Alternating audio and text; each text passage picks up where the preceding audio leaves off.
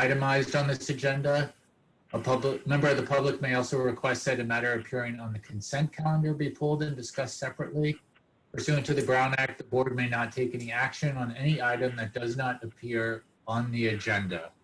It doesn't look like we have a large amount of people, but I'm going to ask everyone who's not talking to please mute themselves. And then if anyone from the public would like to speak in the public comment section right now, to please unmute themselves and identify themselves.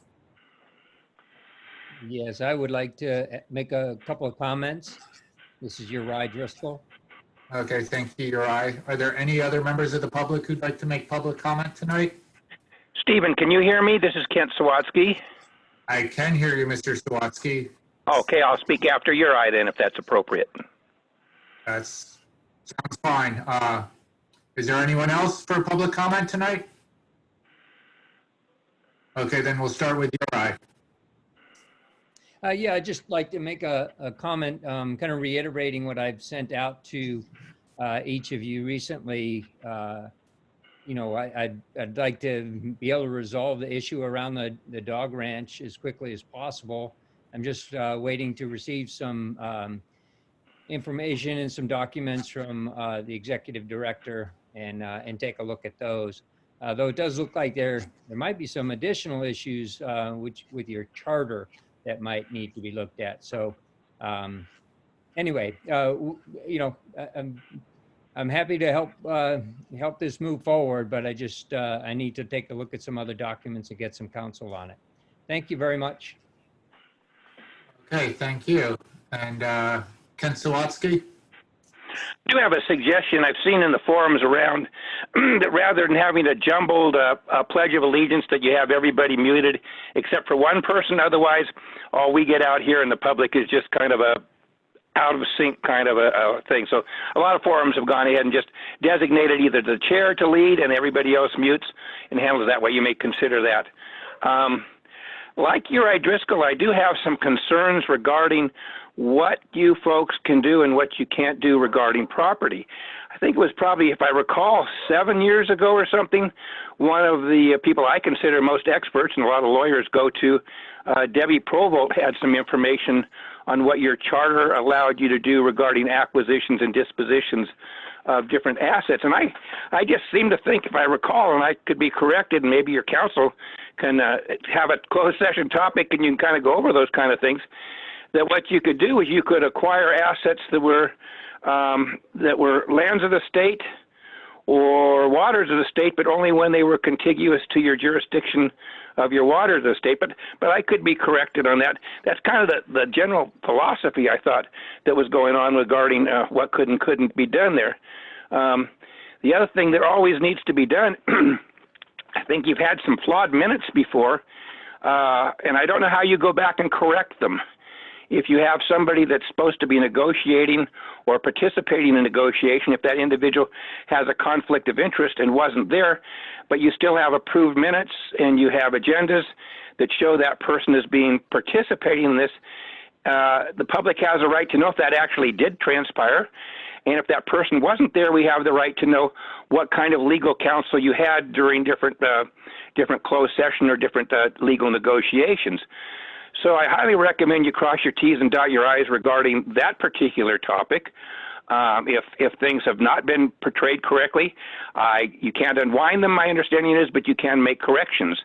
And it's always in the best interest to, hey, if you made a mistake, admit it, you know, and correct it, and then move on.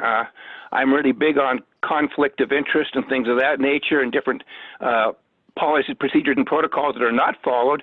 And so I strongly recommend, you know, to keep everybody, you know, on the up and up, and not have a public perception that improper things are being done. You cross your T's and dot your I's on an ongoing basis. And I've had to have Allison Jackson before write a letter on some Brown Act violations, and you didn't move forward on those things. But I think you really need to have some attention paid by your counsel and your staff on every single agenda to make sure you're following procedure. Thank you for my opportunity to speak today. Thank you. And before we move on, I'll ask once again if there's any other member of the public who wishes to speak on public comment. Hearing none, we'll move on to the consent calendar. Do any board members wish to pull any item from the consent calendar? No, but I move to approve the consent calendar. Commissioner Higgins seconds. Okay, we have a motion and a second. There is the opportunity for the public to ask for any item on the consent calendar pulled in public comment, but I will afford that opportunity one more time. If any member of the public wanted to pull anything from the consent calendar for a separate discussion. And hearing none, we can move on to a roll call vote on the motion. Oh, yes, Richard, before I move on. I just want to make a comment because there's been a lot of people in the community in the past who are very critical of the Harbor District for being 6 months late and even more with the minutes and I just wanted to say this will bring us up to date for up till September, so we should get some credit for doing things when we do them right. So I'm just saying right now, if you're in the public, there you go. We corrected those actions. Good job. Thank you so much. There's your credit, Richard. Thank you. Feels good. Thank you. I'm sure staff appreciates that as well, but then I feel compelled to remind you, if you had wanted to talk about the minutes, you could have had it pulled from the consent calendar. The consent calendar, there's no discussion, Mr. Moore. But I'm just giving you a hard time. So if we can have a roll call, please. You're muted, Larry. Commissioner Marks, Yes. Commissioner Higgins, Yes. Commissioner Dale, Yes. and President Coleman. Yes. Great. We will move on to communications, reports, and correspondence received. We'll start with the executive director's report.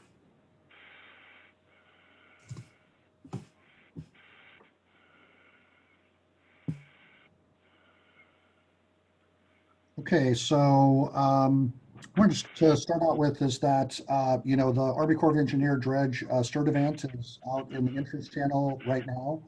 And they're currently under contract to remove approximately 1.1 million cubic yards of material.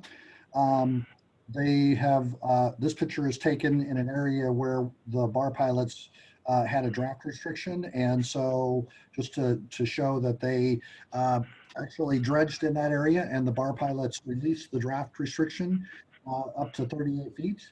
And so at this point, Green Diamond now can take full loads of ships out there, and they anticipate taking 2 to 3 shiploads by the end of the year.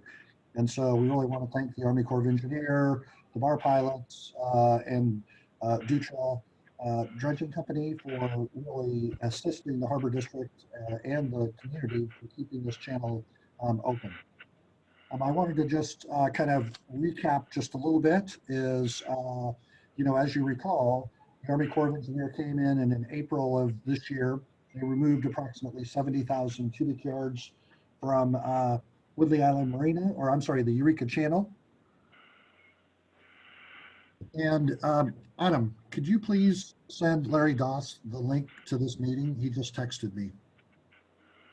Could you send him the Yeah, I'll send it right. then we had with the Uquina, then we had an issue in July of 2020, and they came in and they removed where we had some shoaling problems down to 38 feet.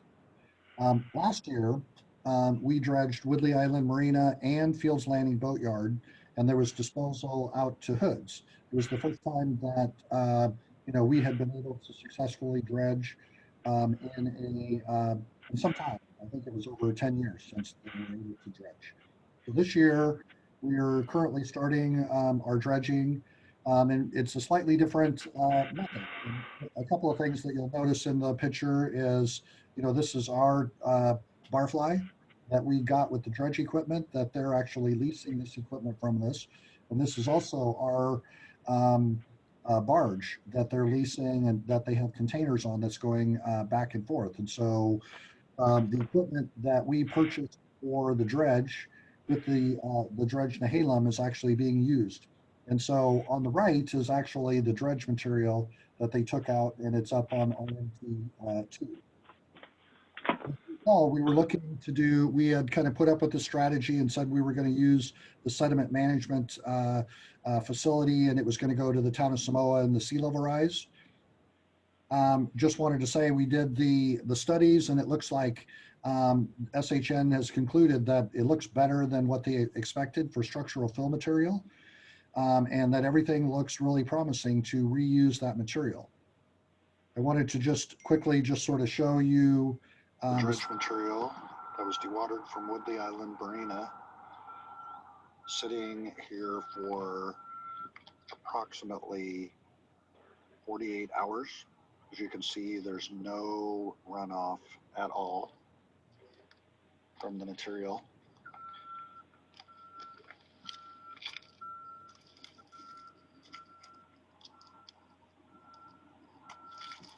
No water when you compress.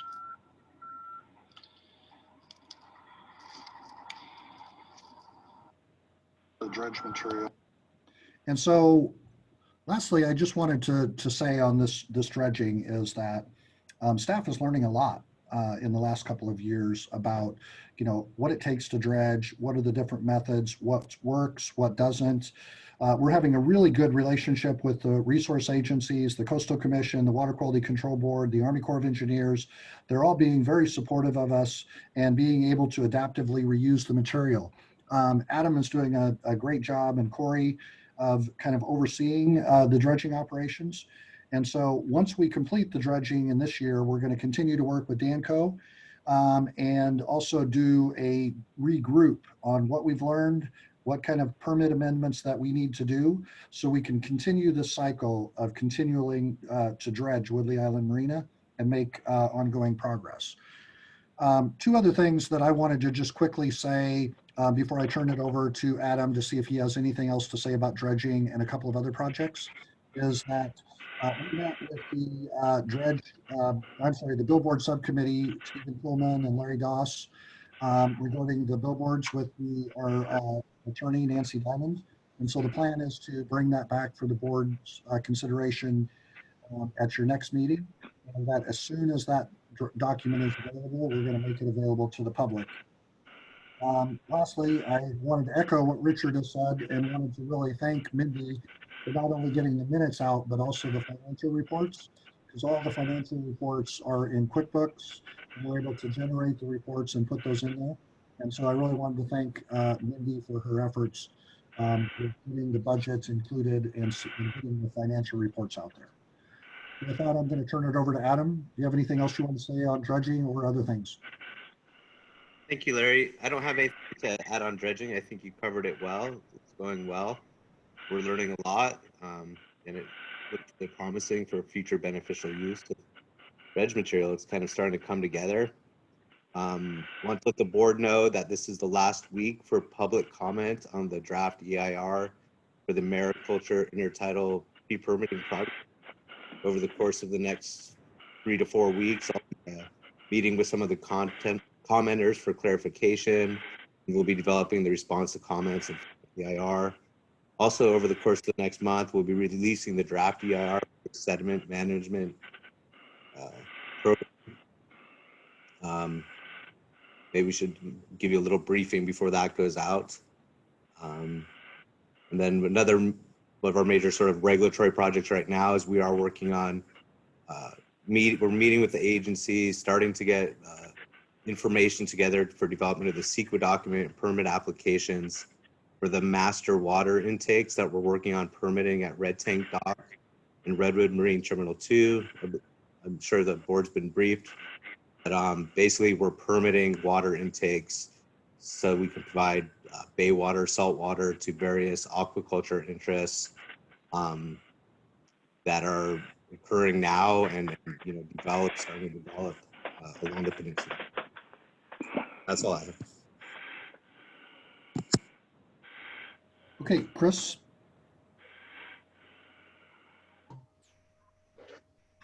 Chris, are you there?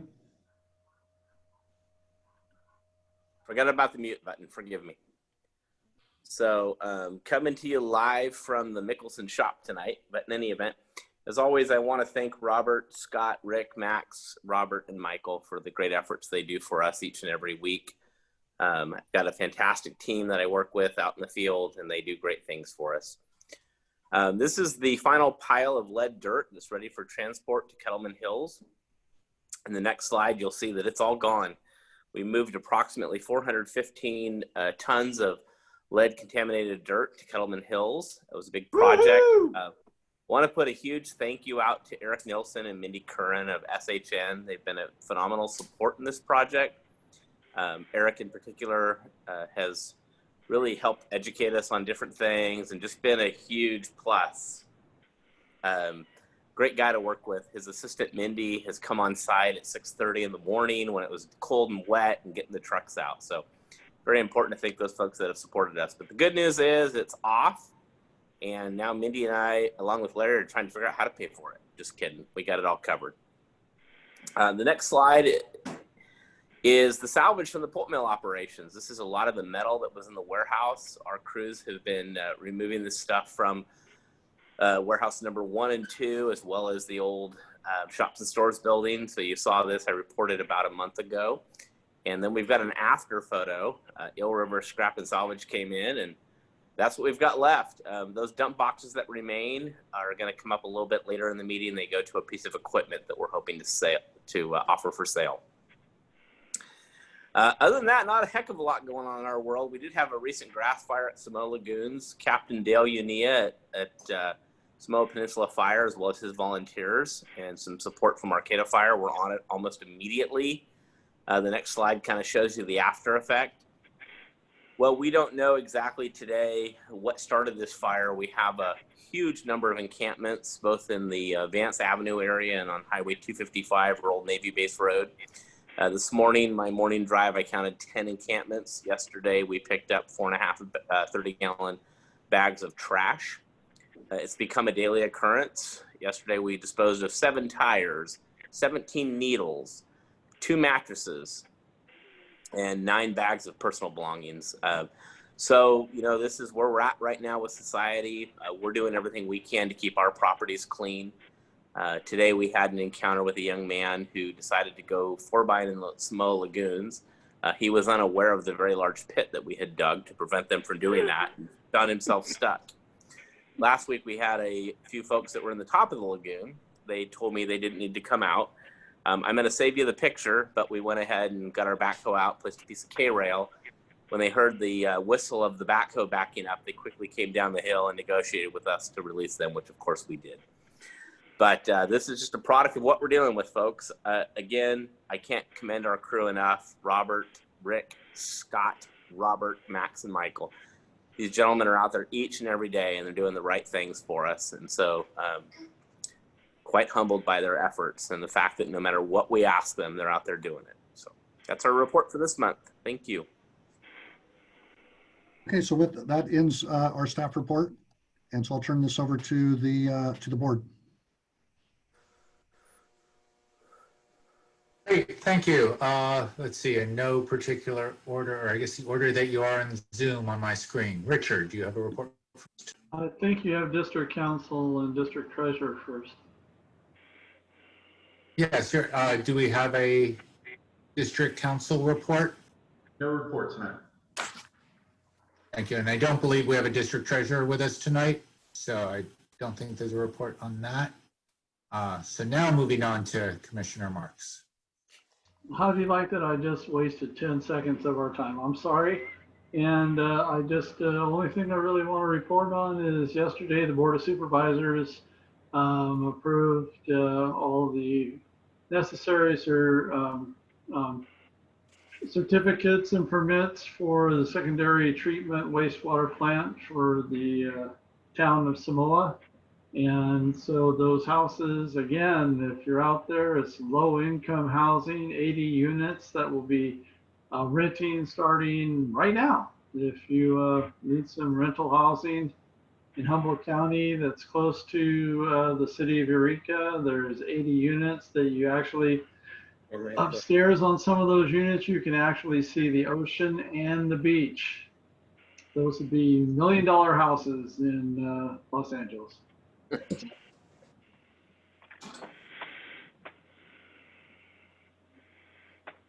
All right, thank you. Commissioner Doss? Thank you. Hey, I'm meeting with you guys with technology. I'm sitting in Perry, Georgia right now, taking a couple days with my wife and some friends at a draft horse event. So all is well from what I've heard with the district. The biggest thing I'd like to just reiterate is that what's already been mentioned is the dredging that's underway at Woodley Island and the beneficial reuse program. So that's really all I have that's going on. Still been in contact, a few phone calls here and there, emails from different folks in and out of District 1, and just keep those cards and emails coming. I enjoy talking to people about the district. So thank you to those folks. And if anyone else cares to contact and have questions, I'm happy to discuss the district. I'm very proud of what the Harbor District's doing for the overall county. That's my report. Thank you. Thank you, Commissioner Dale. Thank you, President Stevens.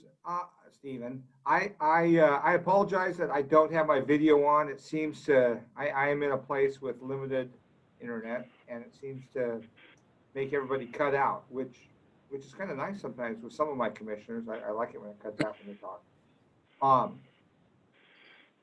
I want to commend the staff. I've been driving through the pulp mill. The pictures that Chris showed tonight they don't represent the amount of work, the amount of effort that these folks have all done to get that stuff cleaned up. The pictures of the dredging project do not represent the work that is being done before and currently, and then after the work that these guys are all doing when, during COVID, this is all getting done. And I'm darn proud of you guys, and I appreciate it. That's my report. Thank you. Thank you. And Commissioner Higgins. I too would like to commend staff. They are our productivity, and so essential and so diverse in their skill set. And that's what helps us to thrive and be of so much value to the community. I have volunteered as part of the billboard committee and taken a meeting on that. That'll be later in the meeting, and just tipped 70 and drove north to Gold Beach, Oregon, and it rained an inch for me, and the fish jumped all over the place, and my buddy hooked one, and I gave it the grizzly bear scoop. I got to eat part of it for dinner, and then I fished another 10 hours on the Klamath, less effect in terms of fish to eat, but nourishment for the soul. Age is nothing but a number. Don't look behind you. Old age might be gaining on you. Yep. And I'm really looking forward to another 4 years of service on the Harbor District Commission, kicking butt and doing good. And thank you, President Coleman. Thank you. Congratulations on all counts to you, Commissioner Higgins. And yes, I'd like to echo my fellow commissioners in commending staff on the great job that everyone's doing on all the various projects. And it's great to see this dream of beneficial reuse of dredge material actually happening. So that's particularly great. As Commissioner Higgins mentioned, I participated with him and outside counsel on the billboard ordinance issue, and that should be coming back into our November meeting. Found it interesting that at the same time the Board of Supervisors has approved purchasing the area in the safety corridor where the three most contentious billboards in our jurisdiction, and I guess not the only ones, are. And so that's an interesting development in that. And other items of note, on October 1st, I attended a racial equity roundtable for public engagement and public service. For which I found very interesting. Just discussing ways to try and increase participation in local government and local issues by a greater diversity of people. And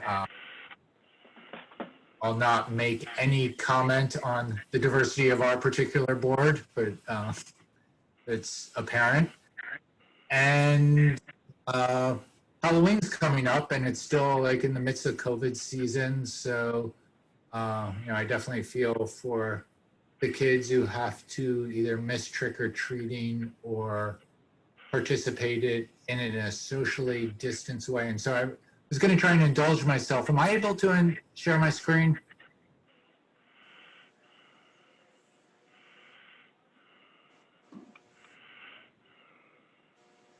Yeah, you should be able to share your screen.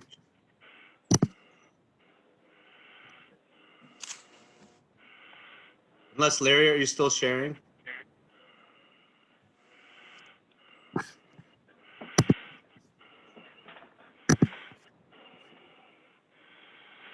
You're muted, Stephen. Okay, give me just a second. So let me try this one more time. And if it doesn't work, I'll just.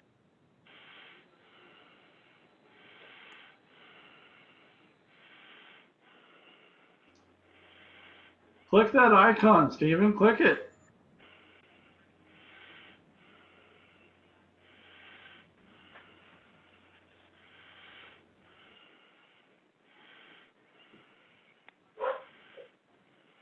Steve, call your children. Maybe they can help you with that.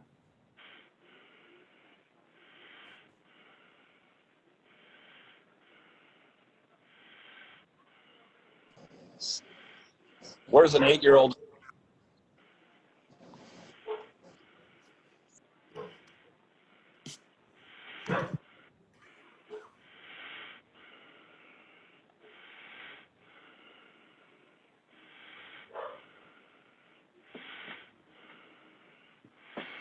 Aww. Or should I say boo? Sweet.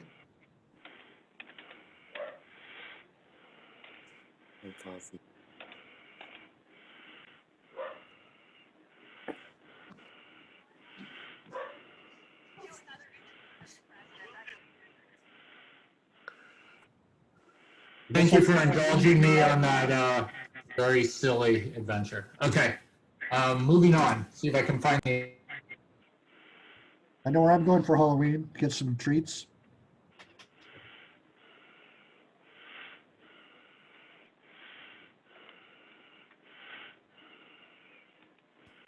You remember to unmute myself. Correspondence received.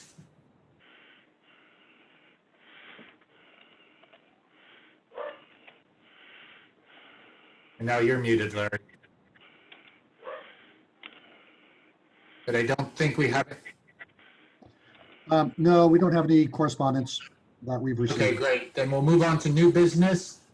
Consider adopting resolution 2020-13, a resolution declaring various items as surplus property and for the sale of surplus personal property belonging to the Humboldt Bay Harbor Recreation and Conservation District. So move. Second. Okay, we have a motion and a second. Do we have any staff report on this? Let's go straight to vote. So with the acquisition of the Samoa pulp mill, we have an excessive amount of excess equipment, parts, materials, vehicles, and other items. It's my understanding this was previously offered for auction, but we have quite a bit of a remainder there. So we're asking the board to vote tonight to give us authority to go ahead and offer this through auction through a sealed bid type process. What we'll do is we'll publish this in local newspaper, probably mail it out to those interested parties that have expressed their desire to own some of our equipment. It'll be a sealed bid process. The auction will run for about 1 week. Ultimately, at the end of the auction, we'll open them up, and those people that met the criteria and have the highest bid, of course, we'd offer that property to them. We would like a bit of discretion. There is some equipment that we're still examining that might be beneficial for the operations of the Harbor District.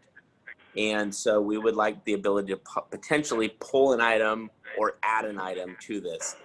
Mainly they are vehicles that are really out of service at this point. They don't provide benefit to the district, but yet they are fantastic parts vehicles that we might be able to offer for auction.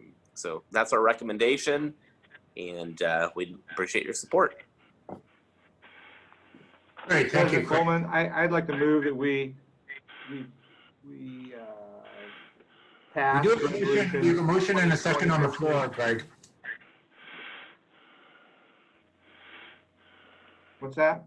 We already have a motion and a second on the floor. Oh, thank you. No worries. All right. Yeah, we have to go through the motions though. Any discussion? How about a comment? A comment would be part of the discussion, yes. Thank you for having a short resolution and not one of those ones that's got way too many whereases. Thank you. And also, I presume that our motion and second do not need amendment, and that the flexibility that you desire to augment or to remove items strategically is part of this action. I'll accept that amendment. We should probably clarify. So that was the motion and the second approved that. I just had one question just in logistics, since it's a sealed bid, not that I have any intention on it, but are staff and board or other people able to participate in this auction, or are they not allowed to? Is there any, I didn't see anything about that. I don't personally know the answer to that question. I do know there is some interest. In my past career, I held an auctioneer's bond. And typically what would happen is staff, or those that were immediately responsible for the administration of the property, were not able to bid, but that didn't prevent their significant others, children, or relatives from bidding. So maybe Ryan has comment on how that works. I don't know, but I do know there is interest. I suggested to staff that perhaps they should, allow others to bid. Yeah, Chris, I think that's probably the right way to go about it. There may be items remaining after the public sealed bid process is completed, and at that point, I think both between you and Larry would have discretion to dispose of the remaining property, including to staff. Okay, great. Thank you. Hey, Stephen, it's Greg. Yeah. So this is, I think, our third go around on declaring this property surplus and moving through the process with a lot of this stuff. We've offered it to schools. We've offered it to other government entities. We've really pushed to get rid of a lot of the stuff. And this is, my question to Chris and to Ryan is, will this be adequate public notice to if we can't sell it now and they want pulp, or they want, gosh, I don't know, other things that are in that building that we're never going to use and we can't sell, is that something we can sell to somebody or to a government agency or give to a school district for nothing? Yeah, Greg, that's a good question. So with surplus property, we can dispose of it in the way we see fit, subject to the limitations on gifting public funds.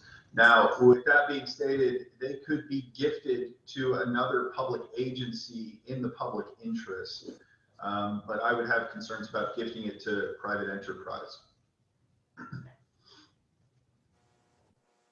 What if they bought it? They bought it for a nominal fee. Like, I know that a lot of the glassware we have sold for $100 or whatever just to get it out of there. It's almost it's cheaper to have them pay us $100 than it is for us to go throw it away. It's totally fine. Fair market value ultimately boils down to what somebody's willing to pay for it. And so if through the sealed bid process we don't get sufficient, or we don't get any bids for certain items, we have a lot of discretion there to sell it at a price that somebody's willing to pay. Thanks, Ryan. Thanks, Stephen. What our plan is, just so you know, what our plan is basically this is really the first in a series of these auction. as we're cleaning up and we're removing recycling some things we have to take to the trash, and then other things we're going to be. And so what'll happen is over the course of the next couple of months, we'll probably come back with another short list and say, all right, now we're ready for another list of items to be auctioned off. And, until eventually we're rid of all of the stuff. And we have it down to the things that we're going to keep, and then we're just either recycling or disposing of the rest of the items. And Sawatsky, you're unmuted. Thank you. Is now my time to speak or not? Not yet. No, I think he was just pointing out that we've been hearing some background noise, I think, coming from Yeah, the phone. I apologize. I don't have the ability to mute. You would have to mute me on your end unless I just hang up. I think there's a way on the phone, but I'm not sure what it is. But don't worry about it. Right I had now. another phone ringing, and I told the person to quit calling me for a while. I think, Adam, you should be able to mute all callers, but I think we're ready to go to the public on this one anyway. So are there any public who wish to comment on this item? Yes, please. Go ahead, Ken. Well, you do really want to be careful with this in-house kind of purchasing. I know the coroner's office, you probably don't have any 84 Corvettes out there that you're going to sell for $500 to each other. But this is an area that the sheriff and the coroner had a big to-do about. I don't know if there's any conflict having significant others participate in the process or not, but you just always want to cross your T's and dot your I's. You don't want to get any public attention. Probably nothing that's any big deal, as far as what you have out there, seeing as how it's third round. The other thing is, do you have a time set for this? You have a little chance to advertise right now. If you had a time schedule when you thought it might be happening, that might not be bad information. If you don't, I guess people can just kind of be on hold. Kind of be nice if you did bring this forward on a future agenda to kind of go ahead and, let people know in this particular forum rather than just strictly in the paper. Okay, thank you. And are there any other members of the public who wish to speak on this item?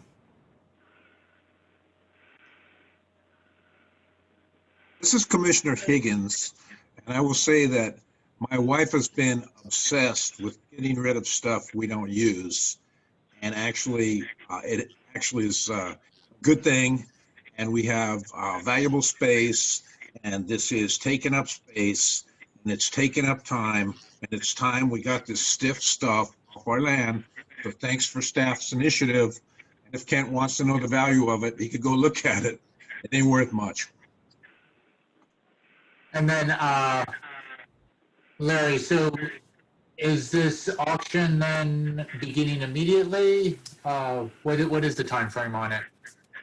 So we're going to put together a notice. We already have a notice together. We were just trying to keep the packet narrowed. It'll probably be sometime in the next month. I don't know what the date is, but it'll take place sometime in the next month. We have everything all together. All right, great. Okay, so we have a motion and a second on the floor. Could we have a roll call vote, please? Yes, Commissioner Higgins? Yes. Commissioner Richard Marks? Yes. Commissioner Dale? Yes. Commissioner Doss? Yes. And President Coleman? Yes. Thank you.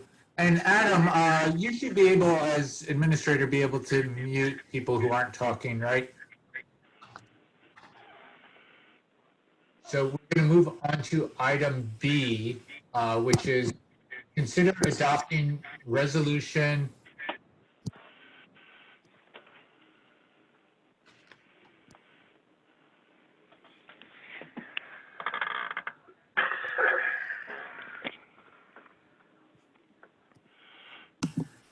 You should be careful what I asked for. I got muted myself, huh? So I don't know when I got muted in that. So this is item B, considering adopting resolution 2020-14, a resolution for authorizing the submittal of an application for U.S. Environmental Protection Agency Brownfield grant funding.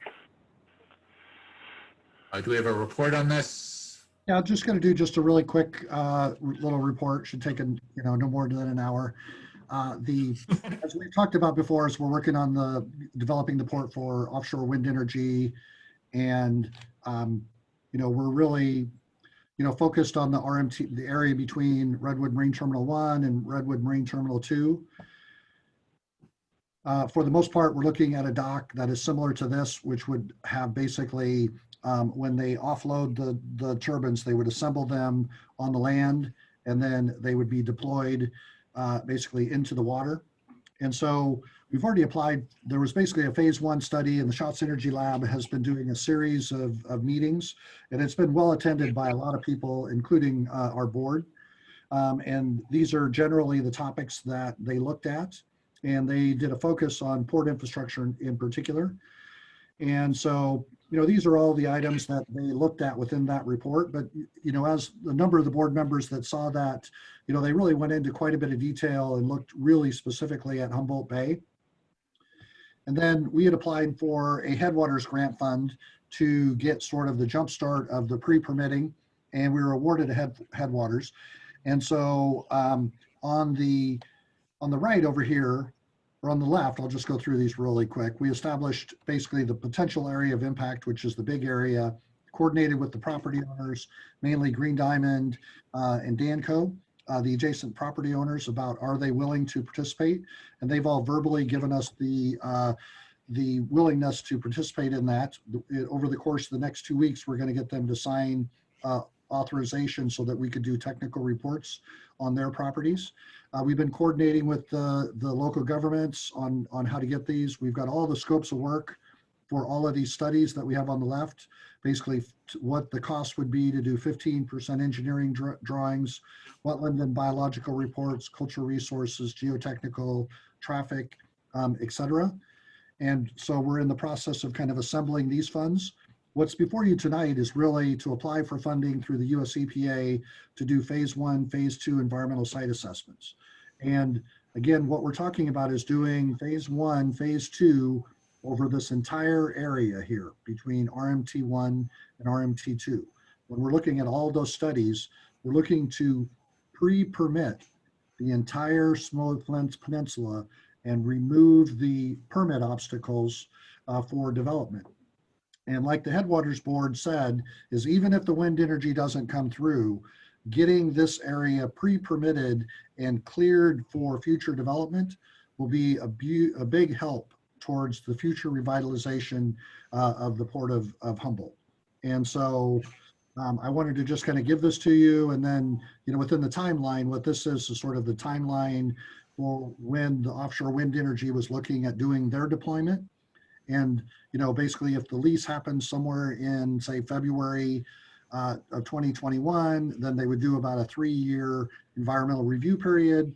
And then they would start to look at the port really realistically in like 25, 26 time period is really when they would be starting to need the port.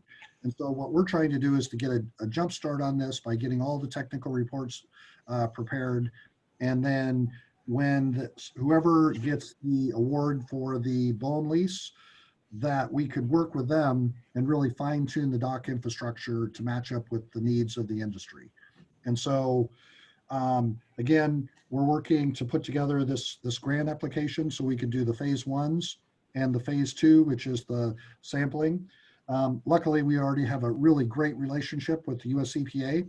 As you know, that the regional administrator did a ceremony focused just on the Samoa Peninsula and the work that they were doing at the Harbor District's Redwood Marine Terminal 2 and the Timber Heritage Association properties, which is also the Harbor District's, in addition to funding that they've provided to the town of Samoa for lead paint abatement. And so this is really a targeted area, and they have told us that the work that the Harbor District and the town of Samoa is doing is really not just the biggest success for the Brownfield program on the West Coast, but is actually, in particular, if this wind energy and Nordic come through, it'll be the biggest success story in the United States for the Brownfield program. And so this is what they're telling me. And so I wanted to give the board an update on that. And so my request is that you approve resolution 2020-14, which would authorize the submittal of a Brownfield grant application so we can continue our work on trying to revitalize the Samoa Peninsula. So moved. Second, Pat Higgins. Okay, it sounds like we have a motion and a second. The original motion, was that Greg? Richard. Richard, okay. Any discussion or comments from the board? I have. Yeah. When you're ready. Go ahead, Larry. I'll wait. Just a quick, just to confirm that the work from this grant would, just in case wind doesn't happen, it's not going to preclude anything else. It is going to be broad enough to where all kinds of use on that peninsula property could happen in this pre-permitting point. That is correct. What we've made it clear that what the Harbor District is, even though I say for the Samoa Peninsula, with the Headwaters Fund, what we're focused on is getting pre-permitted a multi-purpose dock.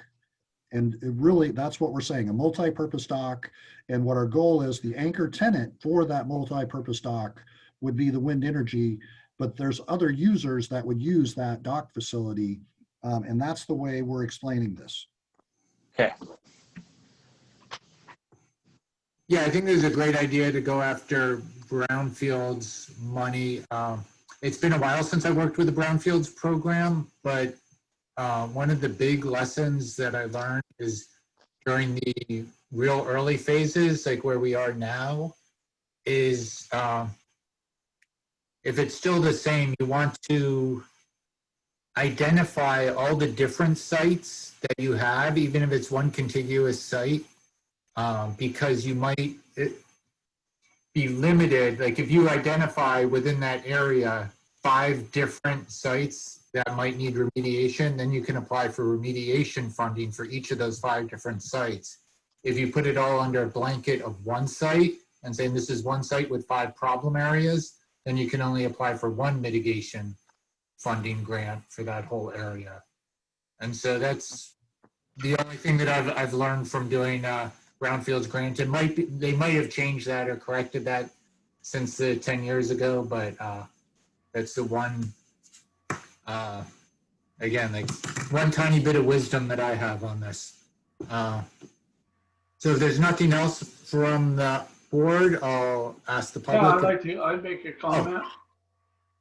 Yeah, go ahead, Richard. This was gifted property to the Harbor District that's become a value-added piece of infrastructure that we've been able to have Humboldt State do an aquaponics program, and we've had the hagfish plant out there that has expanded exponentially, and we've been able to have crab pots stored there, and now there is a potential for us to do some great things on the peninsula. I just want to commend my fellow commissioners of taking the risks of actually taking ownerships of some of these properties and turn them into value-added things around the economy for Humboldt. That's my comment. And Stephen, this is Greg. Go ahead, Greg. I think Roy Curlis is the one who negotiated the purchase of that property, or the gift of that property. And I mean, boy, he took a lot of heat over getting that piece of property, but it is going to turn out to be something that really benefits this community. So I think Roy should get some credit for it. Thank you. Thank you for that historical perspective. And now, if I may, I'll move to see if there's any public comment. If you're a member of the public and wish to comment on this, please identify yourself. Ken Sawatsky, am I unmuted now? You are unmuted. Hey, that *6 works. Thanks for muting me. It's a lot easier for me to multitask here. You know, I track projects a lot, and I've been tracking Nordic very closely. They seem to be crossing their T's and dotting their I's. I'm quite optimistic that that project will go forward and come to fruition. So that'll be a real great thing for Humboldt County and for the district and everybody. On the other end of the spectrum, I'm beginning to feel maybe like this windmill project might be the equivalent of tilting at windmills. The group that got off to this thing did not get off in the right way. They apparently, my understanding is, they had some surveyors out there, somebody doing something illegally, and were trampling in the crab fishing grounds and caused all kinds of havoc. And you really don't want to start off a project with that. So I don't know, maybe the karma is a little negative there. I really also haven't seen the financial viability of offshore wind come to fruition. And I don't know, I was tracking it for a while. I haven't heard what they did on the East Coast. And so you have predecessor projects back there, which I don't know. It just doesn't make sense to me that you can have something beat up by the ocean, being fiberglass blades, being sandblasted by salt air all the time, and have that compete with what's on shore with all the other costs. So it's fine. I strongly recommend you pre-permit your thing, and get that all ready to go for other uses. I'm just saying this one is not looking too well from what I've seen so far as my perception. But who am I to say? I'm just the guy who talks to all the international guys who put these kind of projects together and engineer them and see them fail or not. But anyway, good job as far as doing the pre-permitting in the phase 1 and 2. That's no problem with that. Thank you for the opportunity to speak on this topic. Thank you for your comment, Mr. Slutsky. Any other member of the public wish to speak on this? Yes, I'd like to say a thing or two. Or am I unmuted? You are. Go ahead, Uri. Thank you. I had huge hopes for wind power and solar, other alternatives. And I must say that I was very discouraged on a trip to Ireland last year, and they had kind of bought in pretty big time on the windmills, and I've seen a lot of them.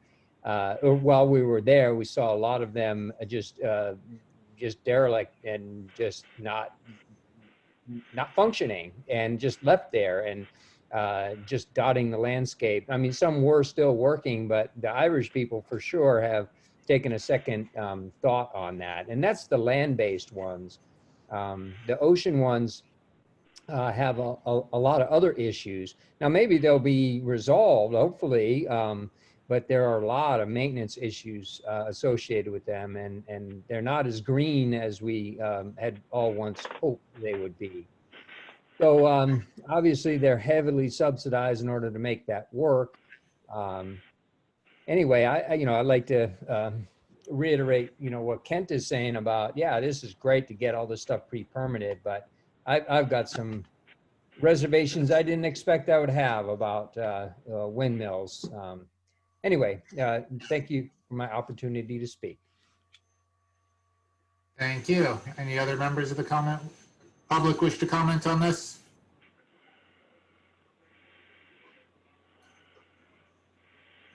Okay, hearing none, I'll bring it back to the board. And we have a motion and a second. May we have a roll call vote on this resolution? Commissioner Marks, Yes. Commissioner Higgins, Yes.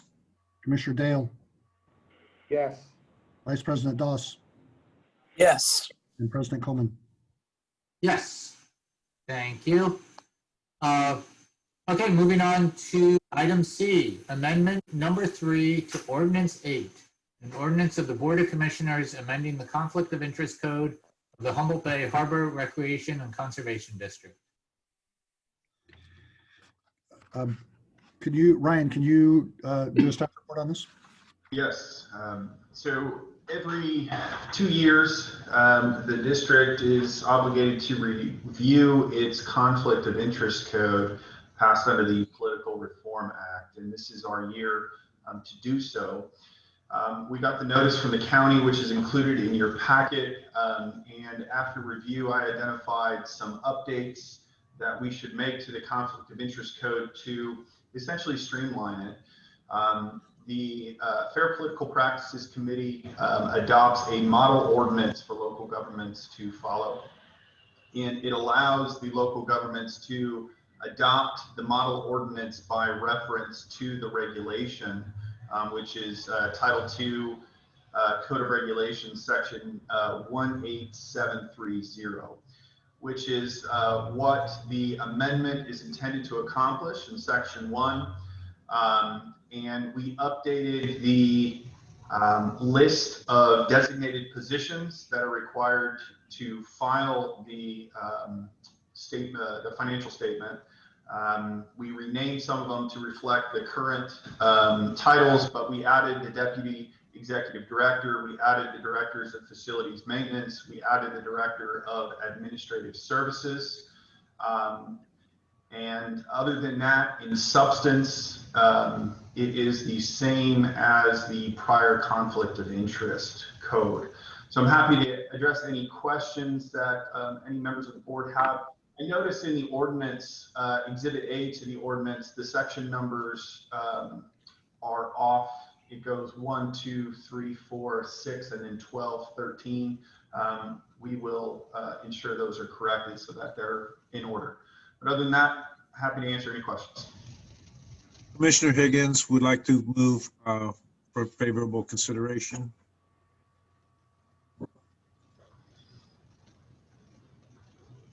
So is that a motion to adopt the amendment to this ordinance? Yeah, that's what I was trying to do. Do we have a second?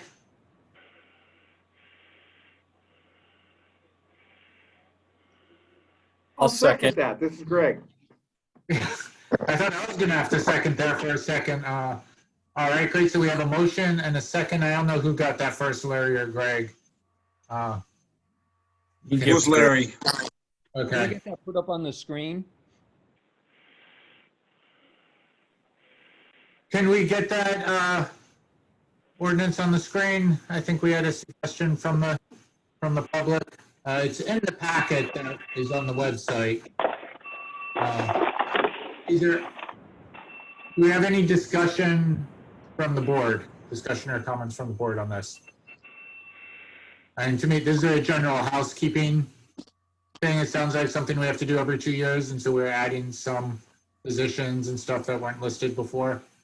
That's correct. We're adding some positions, renaming the positions to reflect the current titles, and incorporating the model ordinance by reference.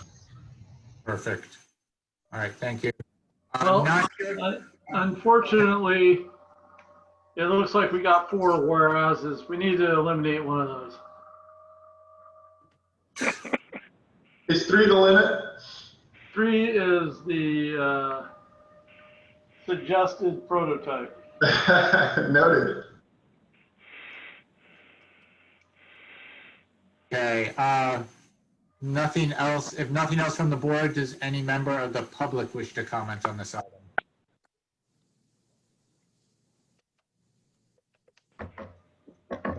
Am I unmuted, Stephen? Now you are, yes. Okay, we went through a little bit of muting, unmuting session there. Yeah, I spend probably as much time as many people going over 700 forms for conflict of interest. Strongly applaud you adding your additional designations to this category because of transparency being king. I have found in the past some really major flaws in the way these are filled out as far as being incorrect. And I think maybe you not only need to have an educational process for all of those who fill it out, but should have your counsel or somebody who is very competent in these things do a review each form to show that they are filled out accurately. I ran across something the other day in a Humboldt County Planning Commissioner's one, which I felt was just about fraudulent as far as not disclosing what I felt was a blatant conflict of interest.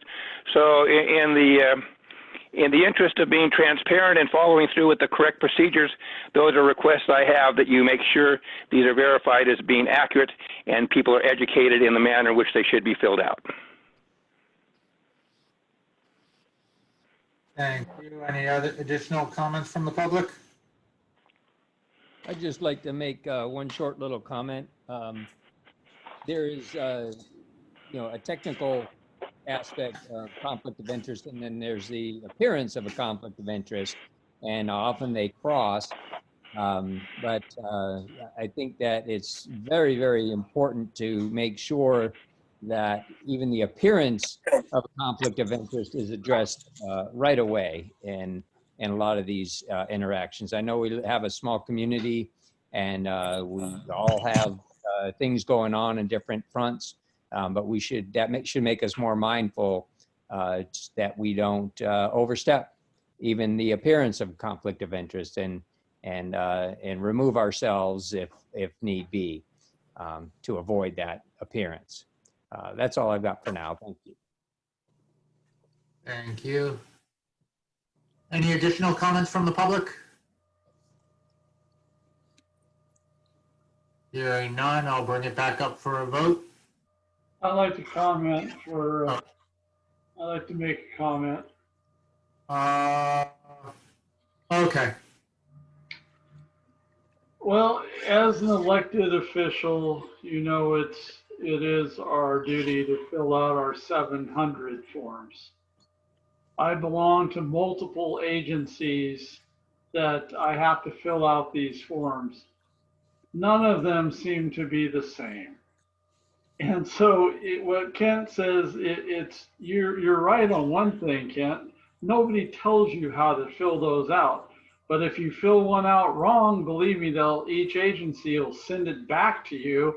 And you're like, well, this is the exact same thing I got on my other 700 form. What is the issue?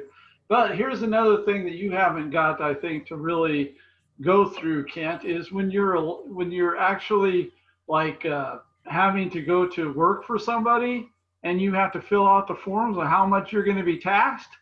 Guess what? Those people who hired you aren't allowed to tell you how to fill out that paperwork correctly. So, hey, there's some holes in our democracy. You have to do the best that you can. And if you don't have any bad, if you do things that are right, you'll be all right. That's my comment, and I'm ready to vote. All right, thank you. Larry, could you do a roll call vote for us, please? Yes, Commissioner Higgins, Yes. Commissioner Doss, Yes. Commissioner Dale, Yes. Commissioner Marks, Yes. and President Coleman. Yes. All right. Moving on to future agenda items. I know the billboard ordinance is coming back next time. Do we have any other future agenda items we want to? Yes. Yes. Yeah, go ahead, Richard. I want to make sure that everybody votes. Don't you forget to vote. That's on the agenda or not. We're going to have another one. Vote. I'll allow that. I second and third that. And vote for the nice person, not the bad one. I'll also second that. On a somewhat repetitive note, I'm still wondering about a California Endangered Species Act permit for the long fin smelt. And so now this is like 4 in a row. So like when I asked for this, does it ever get on? What you need? You need a treat? Are you looking for a treat? Yeah. We're getting some background noise from you, Mr. Callison. It sounds like you're giving a treat to someone at your... Sorry, that was my dog. I apologize. I was going to say dog, but I didn't want to make any assumptions. No, but you need, pet videos are great, Tim. Get the dog on. Yeah, right. The embarrassing get the dog videos on. of Zoom. Scott. No, but I mean, I know staff is busy. But now we are in acquisition of the properties in the Eureka Slough. We bought the Hoff property. We have plenty of ground to mitigate for the longfin smelt. And so I know there's kind of dirt in the air right now. We're doing dredging in Woodley Island Marina, but we got to get past the longfin smelt and then we can get to the rhythm that we want for dredging annually, permits open. So I'm unrelenting. And so just before the next agenda, I'll ask for an update next meeting on this. Thank you. Hey, Steven, this is Greg. And Go on, Greg. in the effort of wishing Patrick a happy birthday, because is he 80? Did you say he was 80? I thought 90, Greg. 90. Well, I support his effort to get a report on the agenda regarding our status and the ongoing effort of addressing this issue along with smell and dredging. So I know it may not have changed much, but I think it's still worth the 2 to 20 minutes that Adam could give us. the 2 minutes that Adam can talk about it and the 20 minutes that Patrick will talk about it. Is that what you meant, Greg? No. Hey, that's not enough. I want a half hour. No, Patrick has brought this up the past few meetings, so I'd like for staff to take note that we'd like a report on that for our next meeting. Whether it needs to be a fully agendized item or just a report, we can decide later. Anything else? Commissioner Marks. Yeah, I want to thank our Executive Director, Otker, for reporting on what's going on with the sediment. I would just like to see a follow through of us keeping track exactly where the sediment situation is, for its reuse purposes. Yeah, that sounds great. I'm expecting we'd probably get a report on the status of that project next time as well. And really, if you look at it, it was like film noir. That mud is kind of scary. You could use that for a monster movie. The mud from Samoa. So just two things that will, is number one, I'd spoken to, Ryan about the possibility of doing a Brown Act training, at the board meeting, and he had said that he had a presentation. And so that's something, sometime within the next couple meetings, would like to take him up on, doing that training for everybody, because that's always a good thing. And then the other item is with the Shelter Cove is that basically the lease agreement we have with Shelter Cove is, it's getting ready to enter into the second phase. And so that's something that we're going to need to start discussing as well in the future. Yep. I've got one too. Okay. We'll go to the public after that, because I see some public trying to raise their hand as well. But go ahead, Larry. Yeah, the county is looking at public works, not just public works. They're looking at some planning on that trail, finishing the trail around the bay, and the rail corridor issues. And that's something as far as transportation and potential short line use between all these commercial properties. I think we should be talking about that and the effect of the county's plan that's been the draft plan that's just been submitted for public review. So I think the Harbor District should weigh in. That's a big deal for transportation and shipping around the bay. Yeah, I think that makes sense to maybe if we could get a presentation from the county on the plan they submitted, since much of that trail is within our jurisdiction. I think that would make sense. Okay. Thank you. All right, I think we heard from every commissioner there on future agenda items. So I'm going to go to the public because I saw a member of the public having their hand up. I don't know if they wanted to have a question. So. Yeah, hello, my name is Lucian Edisford. Is my microphone working there? It is, yes. Yeah, Larry just covered an agenda item for the future. So I represent Mario's Marina in Shelter Cove. We are currently in a lease agreement with the Harbor District As of April the 1st, 2016, we entered into an agreement, and we're currently in the first term of that. And as Larry mentioned, the second term is coming up soon.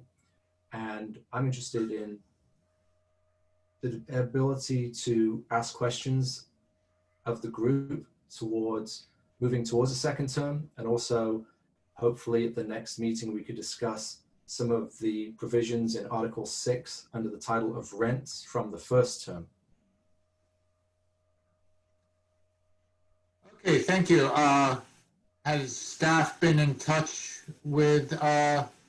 Edisford? And maybe, I don't know if Greg, you would want to participate in that and having those discussions prior to a meeting and bring back a report or an agenda item for our next meeting? I would Sure, love yeah, to. we met several times with Lucient and actually went down to Shelter Cove a couple weeks ago, and then had discussed, you know, the need to relook at this item. And so, yeah, we're actively engaged in discussion, but it's time to bring it to the board level to kind of get you up to speed and get some direction. Okay. Oh, I thought I was going to get to go fishing again. When are we going to have a meeting down there? It's been calm. Rockfish season's still open. Yeah, I would be all in favor of a meeting in our future before it gets too far into the season.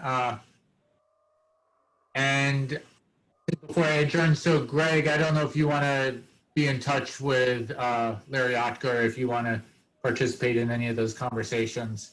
Yeah, Lucien, I will contact Edie or our executive director, Larry, and get your phone number and give you a call. Okay? Thank you very much. I look forward to that. Absolutely. All right, thank you. With that, if there is nothing else, and even if there was and you didn't speak up quick enough, we are adjourned. Have a great evening, everyone. As Commissioner Mark said, vote and stay healthy.